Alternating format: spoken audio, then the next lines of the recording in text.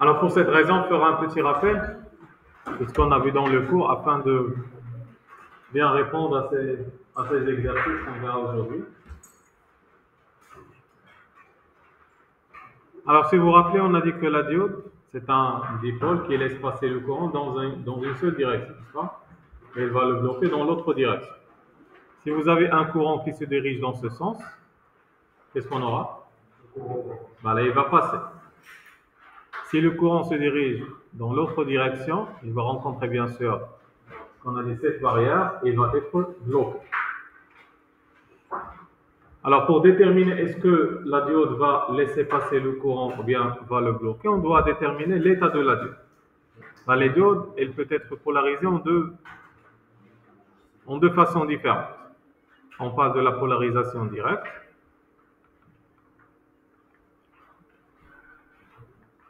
Quand est-ce qu'on dit on a une polarisation directe? Si vous vous rappelez, vous avez la diode, ce point-là, on l'appelle comment? C'est l'anode. Et ça, c'est la cathode. Si bien sûr son anode, il est directement branché à la bande positive du générateur, et la cathode, elle est directement branchée à la bande négative du générateur. On dit que c'est une polarisation directe, et là, je peux la remplacer par son schéma équivalent. Si vous avez une diode réelle, si elle est réelle, on va la remplacer par une source de tension Vs en série avec une résistance R dynamique. C'est clair ici? Avec ça, c'est toujours l'anode, là, c'est toujours la cathode. Là, c'est anode, là, c'est cathode. La tension entre l'anode et la cathode, on l'appelle, c'est le VAK. C'est la même qui est.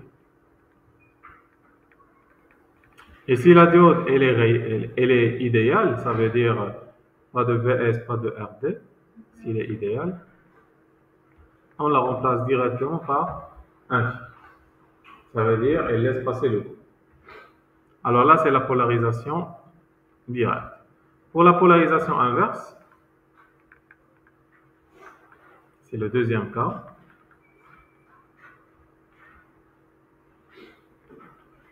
C'est l'inverse, totalement l'inverse. L'anode sera connectée à quoi? À la borne négative. La cathode sera connectée à la borne positive. Et dans ce cas, la diode ne conduit pas. Quel que soit réel ou bien idéal, elle aura un seul schéma qui est un circuit ouvert. Dans ce cas, toujours, aucun courant ne passe par là. C'est clair, s'il vous plaît? Voilà. Mais là, ça ne veut pas dire qu'elle est passante ou bien bloquée. On va parler de ça par la suite. Prenez, s'il vous plaît, juste ce petit rappel sur la polarisation.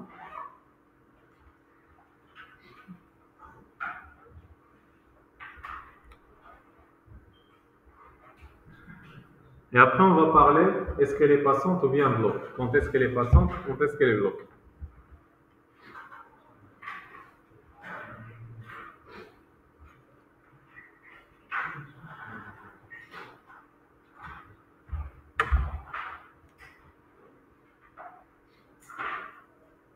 Par exemple, cette diode, est-ce qu'elle est en polarisation directe ou bien inverse?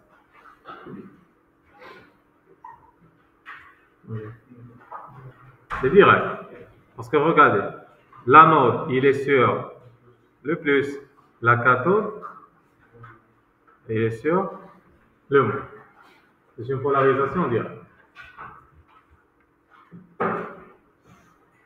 Si vous cherchez si cette diode elle est polarisée en direct ou en inverse, il ne faut pas la traverser. L'anode, tu ne vas pas le traverser dans ce sens. On ne traverse jamais la diode. On cherche ce qui est derrière pour l'anode et on cherche ce qui est devant pour la cathode. Ou bien c'est clair, si vous avez ici un générateur, il va générer un courant dans ce sens. Et ce qui fait, si vous avez un courant dans ce sens, la première chose qu'il va rencontrer, c'est la flèche. Il peut passer. Mais il y a une deuxième condition qu'on doit satisfaire pour connaître est-ce que la diode elle est passante ou bien bloquante. Est-ce qu'elle laisse passer le courant ou bien elle le. N'hésitez pas à prendre des photos, s'il vous plaît.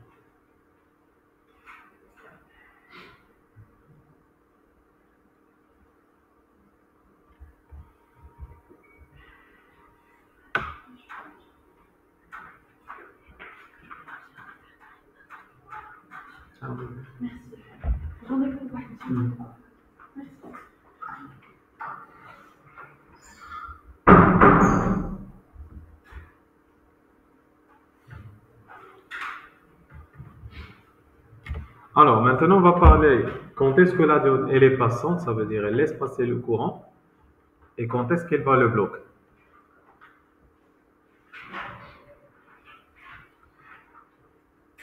Voilà, pour que la diode soit passante, alors pour une diode passante.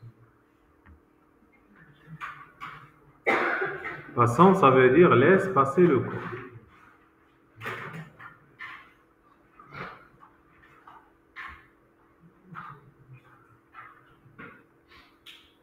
Il faut satisfaire, bien sûr, généralement, on peut dire deux conditions.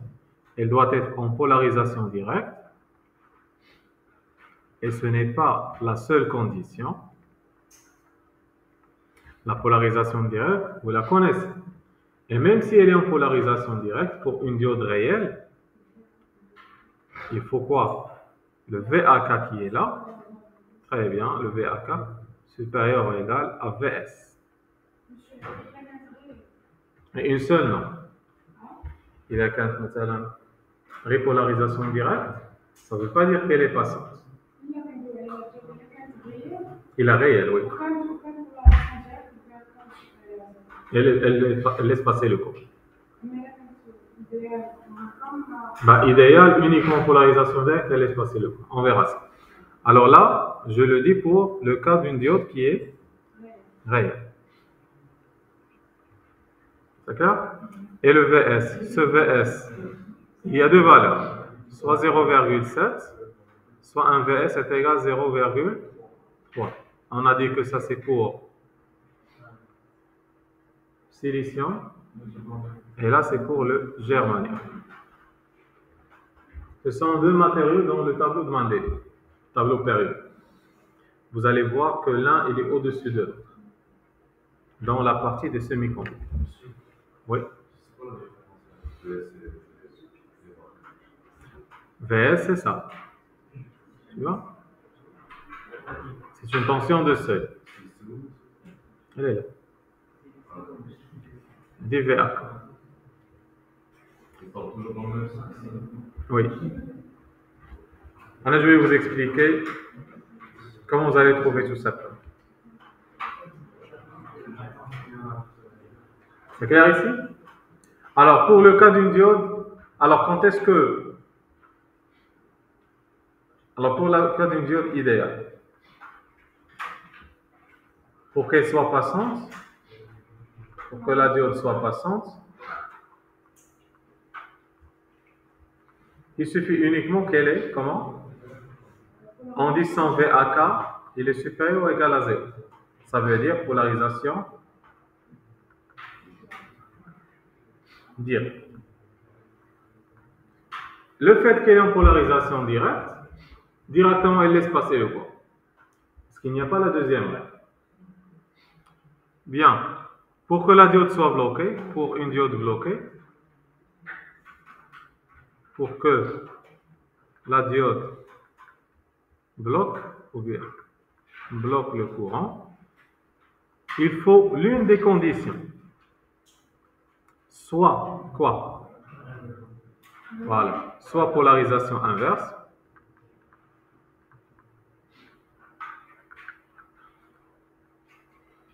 ou bien son VAK, il est inférieur à inverse. Si elle est polarisée direct alors que le VAK, d'accord? Si elle est polarisée direct, oui. Là, ça, c'est toujours le réel. Je parle ici de réel. Parce que l'idéal aussi, il suffit qu'elle soit en polarisation inverse. D'accord? L'idéal, pour qu'elle passe, il suffit uniquement qu'elle soit en polarisation directe. Pour qu'elle bloque, il suffit qu'elle soit en polarisation inverse. Réel, c'est celle-là. Pour que la diode bloque, tu as deux conditions. Tu vas choisir un ou. Soit elle est en polarisation inverse, elle bloque. Soit son VAK est inférieur à VS, elle bloque. C'est clair ici?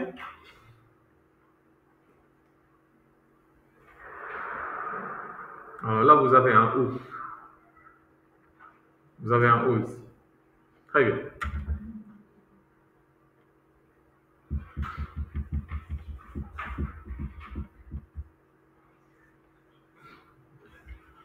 Lorsqu'elle est passante, on a dit que passante est réelle, on va la remplacer par ce schéma.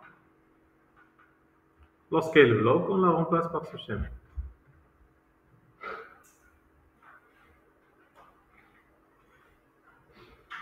Et maintenant, on va essayer d'appliquer tout cela sur notre circuit.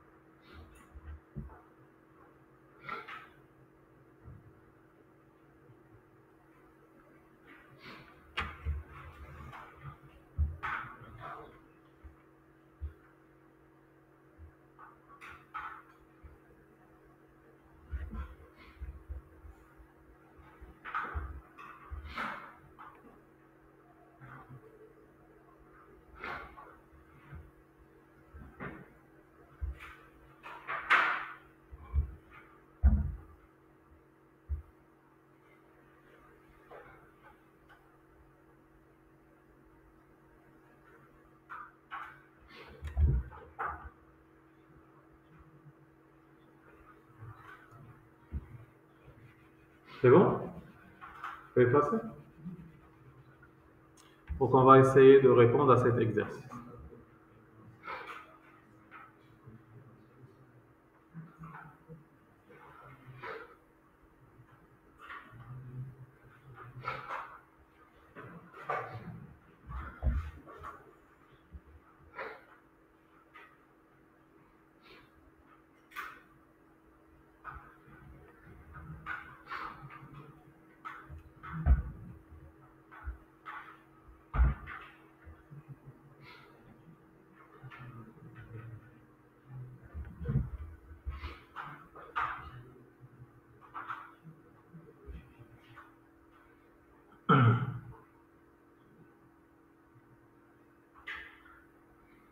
C'est bon? Alors, on commence s'il vous plaît l'exercice maintenant. On va essayer de trouver, regardez, on va essayer de calculer le courant I qui traverse le circuit. D'après bien sûr ce qui est là. Calculer l'intensité du courant dans le montage. Et vous avez ici V1 qui est là. V2 elle est là. V3 elle est là.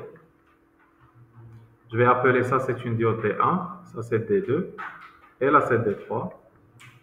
Et on va dire que là c'est la résistance R1, et celle-là c'est la résistance R. Alors, est-ce que ces diodes sont polarisées comment? Alors, il y a deux façons pour le connaître, d'accord? Regardez, ça c'est un générateur. Normalement, toujours la direction de la tension au bord d'un générateur, c'est du moins vers le plus. Je vais appeler ça, c'est le E. Et toujours la convention générateur, le courant, il est dans le même sens de la tension. Si le courant passe dans ce sens, ben, la première chose qu'il rencontre, c'est la flèche ici, la flèche ici et la flèche ici. Les trois sont polarisés en direct. Alors on peut dire que D1, D2 et D3 sont polarisés en direct.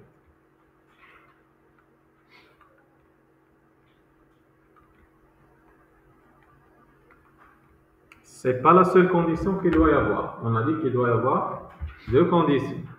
Vous avez polarisation directe. La tension, elle n'est pas idéale. Parce qu'on a parlé de quoi? D'une tension de seuil. Alors maintenant, est-ce que le VAK il est supérieur à 0,7? Où sont les VAK? Ça c'est l'anode, ça c'est la cathode. VAK c'est aussi le V1. VAK c'est aussi le V2. VAK c'est aussi le V3. Toujours, la tension entre l'anode et la cathode, on l'appelle VAK. C'est clair? Et on a déjà dit ici que les trois tensions sont les mêmes. C'est clair? Les mêmes diodes, les mêmes VAK, il va y avoir. Maintenant, ces VAK, est-ce que leur valeur elle est supérieure ou égale à VS, je veux dire? Qu'est-ce qu'on a dit? La diode, qu'est-ce qu'elle va faire? Si elle laisse passer normalement, elle prend des taxes. Oui ou non? Ça veut dire lorsque elle laisse passer la tension, on peut dire, elle prend combien? Chaque diode prend combien? 0,7. Il faut que le générateur a une valeur plus que ce que la diode a. Non, c'est pas parallèle. Tout est en série.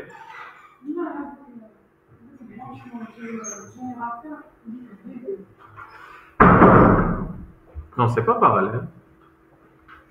C'est pas parallèle. Là, toutes les composantes sont en série. Alors, soyez bien s'il vous plaît. On a un seul générateur. La première dose, combien veut prendre? 0,7. La deuxième, 0,7. Troisième, 0,7. Est-ce qu'il va rester quelque chose? Oui, parce que de 10, tu retranches 3 fois VAK. De la tension, il va rester. On peut dire que le VAK, il est supérieur ou égal à 0,7. Ou bien on peut dire autre chose. Pour faire ça, oubliez qu'il y a les résistances. Oublions les résistances pour le moment. C'est clair? Oublions la résistance. Qu'est-ce qu'on peut faire? Si je néglige les résistances, qu'est-ce que je peux faire? Voilà. On fait la loi des mailles. Juste pour vous simplifier la tâche. On va faire quoi? C'est E moins VAK, n'est-ce pas? Regarde. C'est E moins VAK, moins VAK, moins VAK. Ça veut dire est égal à 0, n'est-ce pas? Très bien. Ce qui fait E, on ne va pas dire égal. On ne va pas dire égal.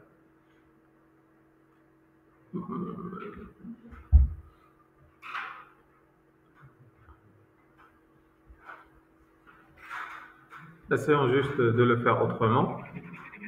Parce que ça, c'est pas vraiment l'égalité qu'on va faire.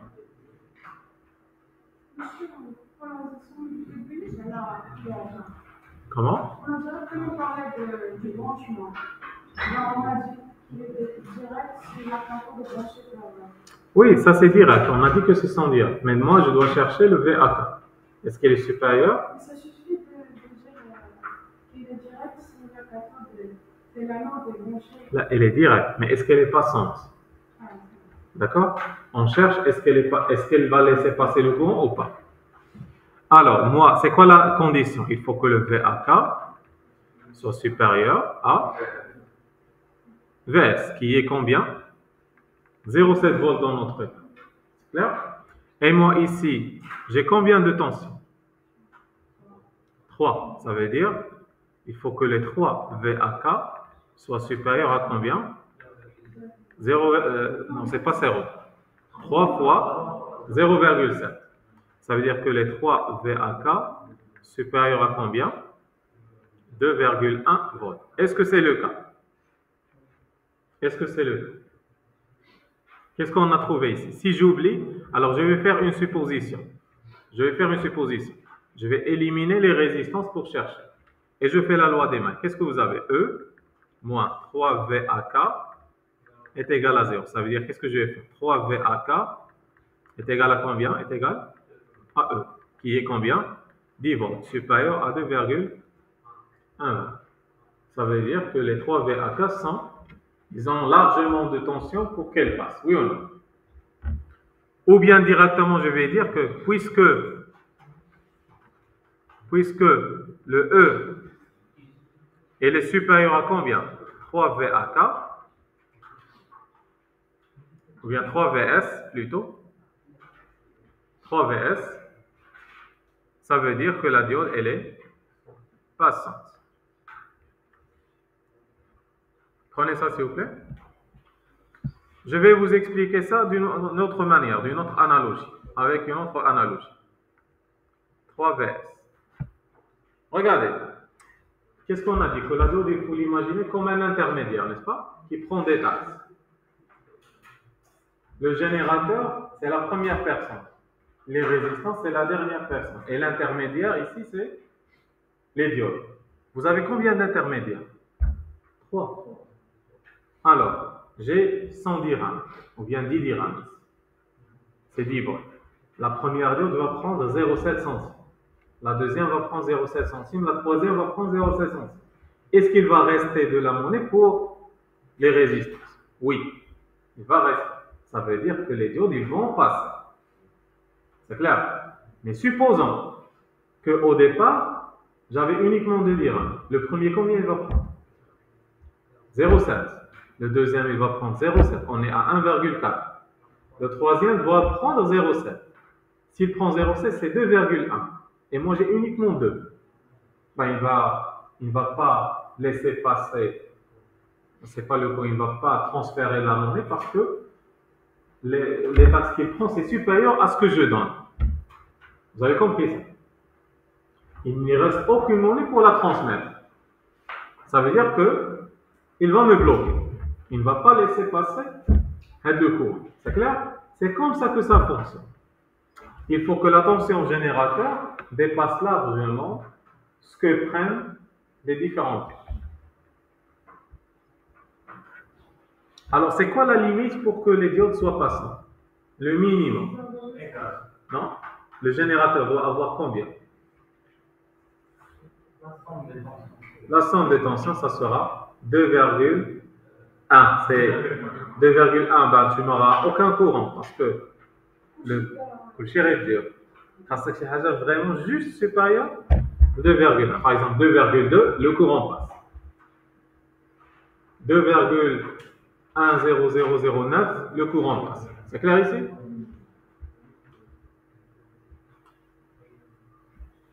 Et pour cela, il faut éliminer les résistances parce que les résistances vont partager ce qui va rester de la tension.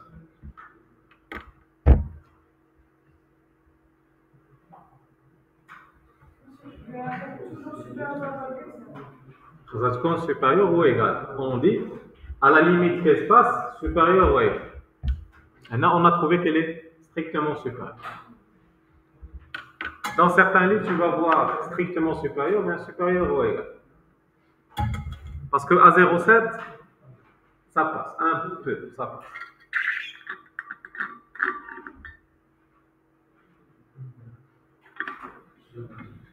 C'est clair, s'il vous plaît? Le seuil, c'est une caractéristique interne de la diode lorsque on le crée avec une jonction P1. D'accord? Une tension, une zone de déplétion, elle se crée de telle sorte que pour que le courant passe à travers la diode, on doit dépasser cette tension de seuil. Et c'est une valeur naturelle. Pour briser la barrière de la jonction P1, tu dois appliquer une tension supérieure à Vs. Et c'est ce qu'on modélise par le petit général. Elle est naturelle, elle est toujours là. Le VS est égal à 0, c'est toujours si votre diode elle est en silicium. Et le VS est égal à 0,3 si votre diode est en germanium. C'est quelque chose de naturel qui caractérise la LED. C'est clair? Alors, ce qu'on peut dire, je peux effacer ici. Ce qu'on peut dire, la première condition, elle est comment? Satisfaite. Et puisque le E, elle est largement supérieur à 3 fois VS, pourquoi 3? Parce que vous avez 3 diodes. On dit que la diode passe. Ce sont les conditions qu'on a déjà vues. Pas la peine de passer par tout cela. Le fait que vous avez un E qui est très grand, à 3 VS, ben ça fonctionne.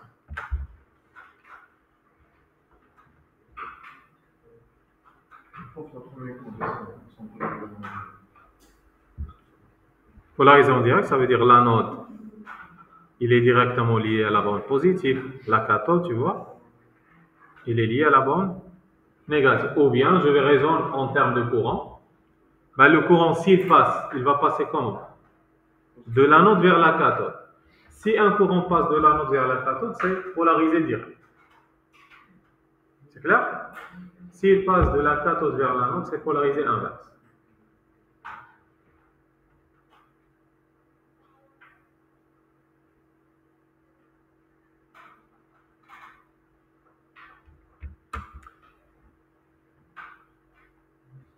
Allez, on continue. Et maintenant, si la diode, elle est passante, par quoi je vais la remplacer? On a dit. Par quoi va-t-on la remplacer? Elle est réelle, n'oubliez pas. Diode passante, ça veut dire chaque diode qui est comme ça. Là, c'est l'anode, là, c'est la cathode. On va la remplacer par ce générateur en série avec cette résistance dynamique. Et là, c'est le VS. Et qu'est-ce qu'on a dit dans l'énoncé? La résistance dynamique, elle est négligeable. Ça veut dire que ce schéma, il va devenir uniquement un générateur VS avec là, c'est l'anode et là, c'est la cathode. Là, c'est l'anode et là, c'est la cathode. Et c'est ce qu'on va appliquer pour chaque diode. Maintenant, on ne va plus raisonner sur les diodes, mais on va raisonner sur leur schéma équivalent. Oui? Comment?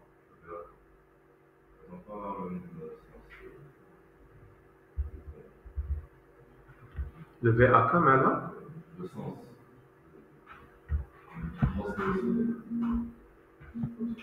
Si, ça donne le même sens.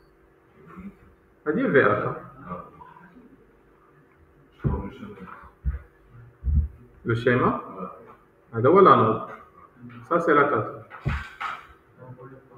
La même chose. C'est quelle chose? Je n'ai pas bien compris.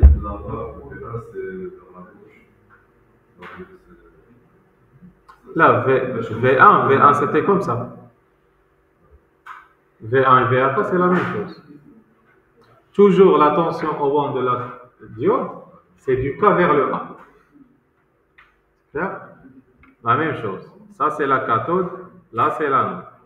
Ça, c'est la cathode, là, c'est l'anode. C'est clair? C'est du K vers le A.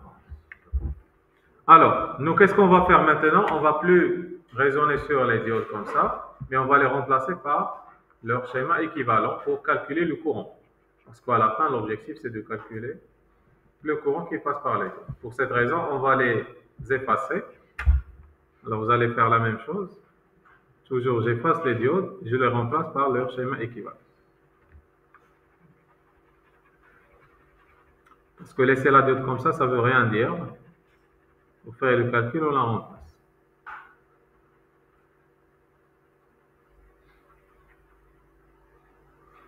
Très bien.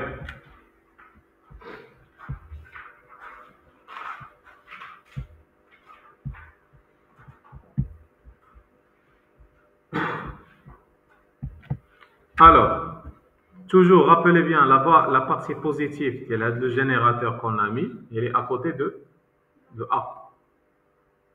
C'est clair? Il ne faut pas inverser. Alors, puisque il y a le A, ça c'était le A, ça va être comme ça. Un node, cathode. Où est l'anode ici? L'anode, toujours, c'est la tête de la flèche. Et la tête de la flèche, c'est là où il y a la bande positive. La tête de la flèche, c'est là où il y a la bande positive. Plus moins ici. On est d'accord. Et maintenant, pour trouver le courant I, comment va-t-on faire? La loi des mailles, voilà. On va préciser un sens. Je vais dire que ça, c'est le sens que je vais utiliser, le plus. Tout ce qui est dans ce sens, c'est plus. Tout ce qui est inverse, c'est moins. Parce que tu ne peux pas utiliser la diode comme ça dans un circuit. Tu dois la représenter par son schéma équivalent. Et on a dit que lorsque la diode, on la considère passante, chaque diode, tu le remplaces par ça. Quel est l'autre? C'est là? Non, on avait combien de diodes? 3. Les 3, on les a remplacés par leur schéma. Il y a le premier, le deuxième et le troisième. Et les 3, on les a remplacés par ça. La deuxième, normalement, tu dois la remplacer par la deuxième. Mais puisque la résistance dynamique, on a dit qu'elle est négligeable, elle n'existe plus. Et ce qui reste, c'est uniquement le générateur. Passant, voilà. Si elle est passante, tu la remplaces par ça. C'est clair? Alors, on va faire la loi des mailles.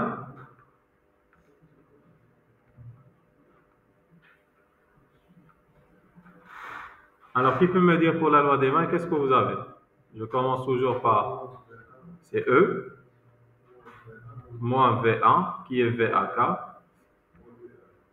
Un courant passe ici, ça vous donne, ça c'est le R1. Je vais dire que ça c'est VR1, ça c'est R2. Le courant passe dans ce sens, c'est ça le VR2, oui ou non? Ça sera moins V1, moins VR1, moins V2.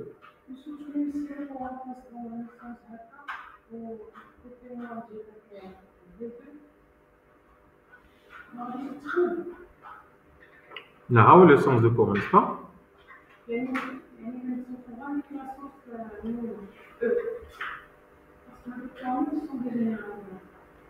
Effectivement. Là. Même si tu vois que ce sont des générateurs, on peut imaginer que le courant qu'elle génère, il est très petit par rapport au courant du générateur. Il y a un grand courant d'eau ou un petit courant d'eau qui va le remporter. C'est le grand courant d'eau. En général, le sens de courant, ça sera celui du plus grand, n'est-ce pas? Voilà. En raison plus, le fait que tu as dit qu'elle est passante, ben on va plus voir le courant généré par ces générateurs. Je parle du courant I. Alors, moins V1, moins VR1, moins V2, moins VR2, moins V3 est égal à 0. Qu'est-ce qu'on a? V1 est égal à V2 est égal à V3. Mal. Excuse. Vert. On a les trois, V1, V2 et V3, sont les mêmes. C'est clair? Je peux les appeler VAK. Ça veut dire, je peux dire que V1 est égal à V2 est égal à V3 est égal à VAK pour leur donner un seul nom. Ça sera E moins 3 fois quoi? VAK moins VR1 moins VR2 est égal à 0. Moi, qu'est-ce que je cherche? Le courant. Il sera où le courant? Voilà, ça sera E moins 3. C'est ça.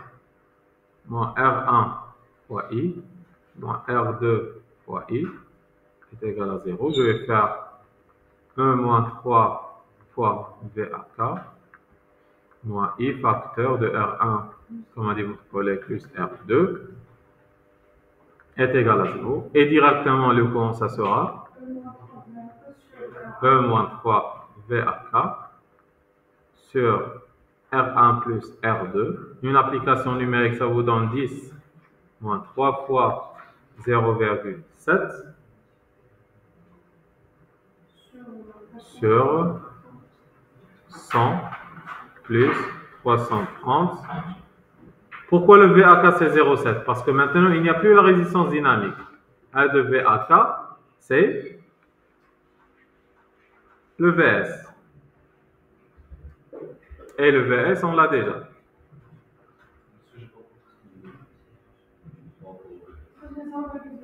Entre VS, voilà la tension de la générateur. VAK, c'était la tension entre le A et le K. Oui ou non? Ce qui fait, c'est entre ça et ça. Il y a le VAK. Le fait que la résistance dynamique, elle est nulle, qu'est-ce qui reste? Le VAK, le VAK ici, tu vois, c'est la même que VS. Yani, le VS, c'est la tension maintenant entre K et A. Le VAK, c'est aussi entre K et A. Parce qu'on a négligé la résistance dynamique.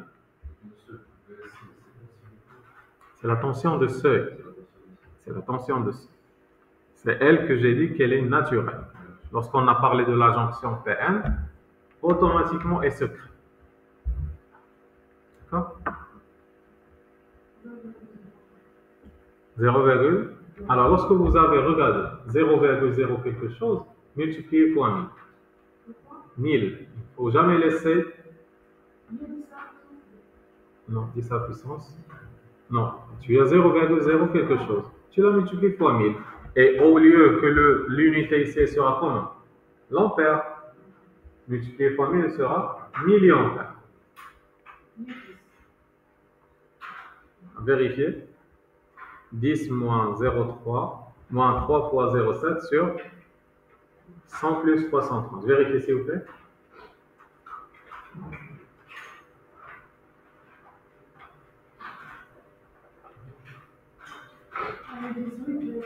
Voilà, 18,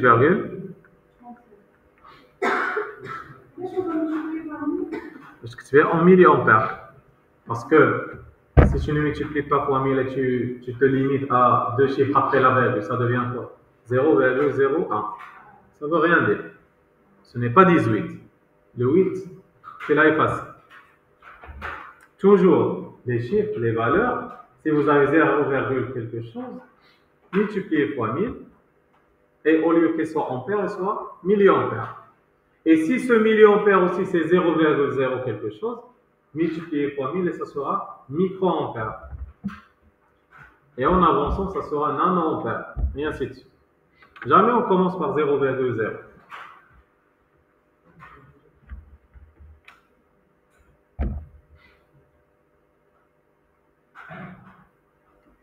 Alors, prenez cette correction et on fera plus d'exercices similaires.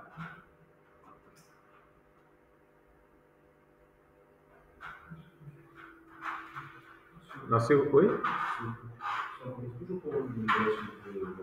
Ah?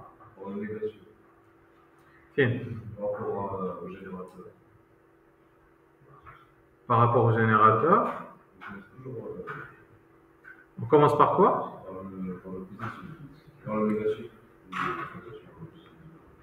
Pour faire quoi? Le négatif.